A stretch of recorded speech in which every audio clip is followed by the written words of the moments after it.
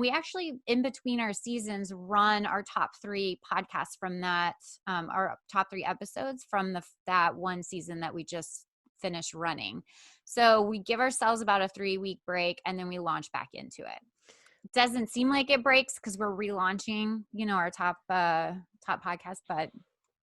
Got it. So you air replays. You schedule replays for your off season of your top shows. And so it's literally like, is there a new intro, outro, or is it just like a copy paste replay? I believe we write it in the, no, we just repost it. We don't even acknowledge that it's except for in the copy, just in the copy. Yeah, exactly. Like, hey, in the copy we do. Mm-hmm. Mm-hmm. Yeah. Replay from season 1 or whatever it was. And, it actually kicks up our listenership, surprisingly. So, or maybe not surprisingly. Well, I think that it makes sense because sometimes I feel like podcast listeners, depending on the kind of show that you have, they don't necessarily go back to the beginning to listen to where you started. They kind of just pick it up. And if you do them the service of being like, hey, here's our best episodes during your off season, I think that's a great idea.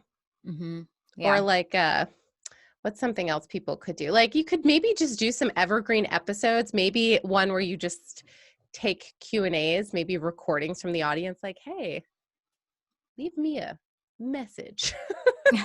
Call me and leave me a message or something. I feel like there's a number of different things people can do.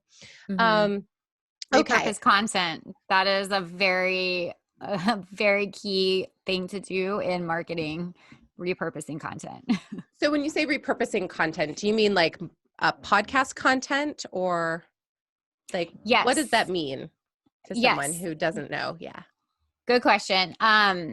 Well, one podcast I listened to, they actually took their live comedy recordings and bundled them up into an episode and had 4 different comedians where they just recorded the live audience, and introed them each little section. They took a piece of what the live comedy show was, which is fantastic. And then I would say on top of that, they can take components of that and break them apart and create social media posts, little clips here and there. So Sarah Silverman does it for her podcast. She'll post an Instagram TV, IGTV, a snippet of that podcast that week. And it pulls you in and it makes you want to go and listen to that episode that week if it's a topic that pulls you in, and you can, there's tons of different ways you can do clips onto YouTube. So someone stumbles upon you on YouTube, you can pull them in that way as well.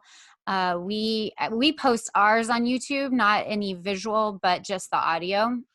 Only our visual is for our Patreons only. And, if you have a list that you're building, an email list, you can pull clips from that and tease it out as well. All different kinds of reworking. And like we do, we post our top content during our off season, and therefore it gives us a break and we get a couple weeks off, we can breathe, and that viewership increases substantially because it was already a top one. Yes, that makes so much sense. Also, I think that it is really important for independent podcasters who are doing all of this themselves to build in a break for themselves. Yes. Yeah. Or you'll never get through it all. You need a break.